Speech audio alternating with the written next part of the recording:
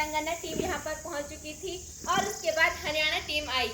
उसके बाद सबसे पहले आफ्टर ब्रेकफास्ट हम सबका रजिस्ट्रेशन किया गया तथा दिन के दोपहर के भोजन के बाद हमें रोप एंड नोट पर लेक्चर दिया गया। उसमें हमें बताया गया कि रोप कितने टाइप के होते हैं और उनमें जो नोट लगती है जब हम माउंटेनिंग करेंगे या जब हम रिवर क्रॉसिंग करेंगे तो उसमें हम अपने आप को कैसे सेफ्टी फील कर सकते हैं, उसके लिए हमें सबसे पहले दिन रोप और नोट्स के बारे में बताया गया। इसके बाद शाम के टाइम हमारे इंस्ट्रक्टर सर हमें दलाई लामा मोनेस्ट्री को दिखाने के लिए ले गए। मैक्लोडगंज में दलाई लामा मठ सिर्फ पूजा स्थल ही नहीं बल्कि यह करुणा, लचीलापन और सांस्कृतिक समृद्धि का प्रतीक है। यहाँ का शांत वातावरण, परम पावन दलाई लामा की उपस्थिति और तिब्बती बौद्ध धर्म की गहन शिक्षाएं इसे एक आध्यात्मिक आश्रय बनाती है। अब चलते हैं दूसरे दिवस की तरफ। सबसे पहले दूसरे दिवस हमें फॉलिंग कराया गया 6 बजे से और फॉलिंग हमारे डेली के रूटीन में था और 6 बजे उसके बाद हमें थोड़ा एक्सरसाइज के बाद चर्च में घुमाया गया। हमने वहाँ का व्यू देखा, चर्च के बारे में जाना। उसके बाद हमें ब्रेकफास्ट के बाद नेचुरल रॉक क्लाइंबिंग के लिए चलाया गया। नेचुरल रॉक क्लाइंबिंग एडवेंचर का एक महत्वपूर्ण हिस्सा है। यह एक चढ़ाई वाला खेल है जिसमें बाहरी वातावरण में प्राकृतिक चट्टान से बनी आरोही मार्ग या ज्यादातर इंडोर वातावरण में कृत्रिम मार्ग चढ़ाई वाली दीवारों पर चढ़ना शामिल है। आफ्टर लंच हमारे मैम द्वारा हमें माउंटेन मैनर्स के लेक्चर दिए गए कि हमें माउंटेन में जाने के लिए किन किन आदतों को फॉलो करना चाहिए, उसमें हम क्या करें क्या ना करें, सब कुछ के बारे में सिखाया गया। तीसरे दिन मॉर्न फ्लैग पॉइंट ले जाया गया। फ्लैग पॉइंट के बारे में हमें सर ने बताया कि यहाँ पर अलग अलग फ्लैग लगे होते हैं और इन पे प्रेयर्स लिखी होती हैं। माना जाता है कि जब हवा चलती है और जब ये फ्लैग खिलते हैं तो हमें पॉजिटिव वाइब आती है और वहाँ का नेचर भी उसी तरह से पॉजिटिव हो जाता है। उसके बाद ब्रेकफास्ट के बाद हमें यहीं पर हमारे ग्राउंड में आर्टिफिशियल वॉल क्लाइंबिंग कराई गई, जो भी एक पार्ट ऑफ एडवेंचर है और इसमें हमें काफ़ी अच्छा महसूस हुआ।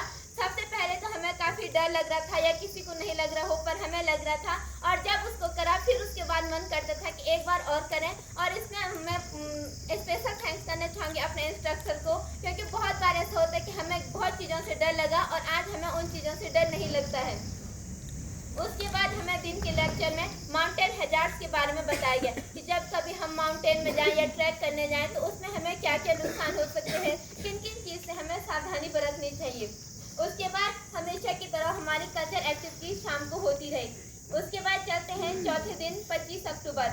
मॉर्निंग वॉक कराई गए हमारे डल लेक में और यहाँ एक हॉली लेक माना जाता है। इसे माना जाता है कि जन्माष्टमी के दिन यहाँ का पानी अपने आप बढ़ जाता है। हालांकि जब हम वहाँ घूमने गए थे तब वहाँ कंस्ट्रक्शन का काम चल रहा था और उस लेक का पानी पूरी तरह सूख चुका था, पर माना जाता है कि जब जन्माष्टमी का त्यौहार आता है तो वहाँ पर खुद ब खुद पानी बढ़ जाता है और सावन के महीने में यहाँ लोग स्नान करने आते हैं।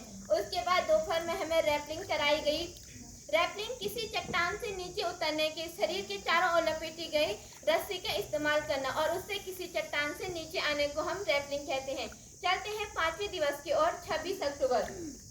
उसमें हमें मॉर्निंग वॉक में धर्मकोट विलेज घुमाया गया और वहाँ से हमने काफ़ी कुछ देखा कि लोगों ने यहाँ पे किस तरह के घर बनाए हैं। कुछ वहाँ पे पुराने घर भी थे और कुछ न्यू मॉडर्न टाइप घर भी थे।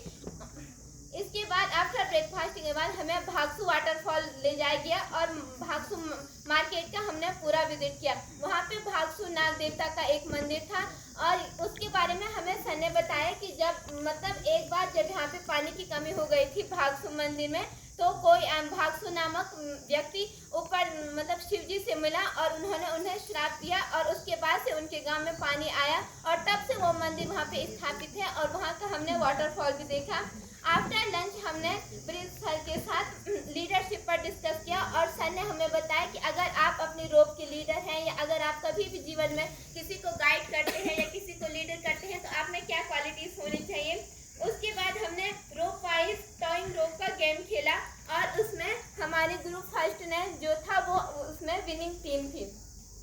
और इसमें हमने देखा कि हम कैसे, जैसे हम आप लोगों को बताना चाहेंगे कि हम एक ही टीम में एक ही स्टेट के नहीं थे, एक ही टीम में हम अलग अलग स्टेट से थे और हमने काफ़ी अच्छे तरह से गेम खेला और जो भी हमारी हार जीत हुई हमने उसे अपनाया और हम अपनी अपनी परफॉर्मेंस से पूरे सेटिस्फाई रहे। और यही हमें उसी दिन सर ने लीडरशिप की क्वालिटी में भी सिखाया था कि अगर आप एक अच्छे लीडर हो तो आपको अपने हार को हो या जीत को हो हमेशा अपनी टीम को साथ लेके चलना है। 27 अक्टूबर मॉर्निंग और वॉकिंग एक्सरसाइज कराई गई।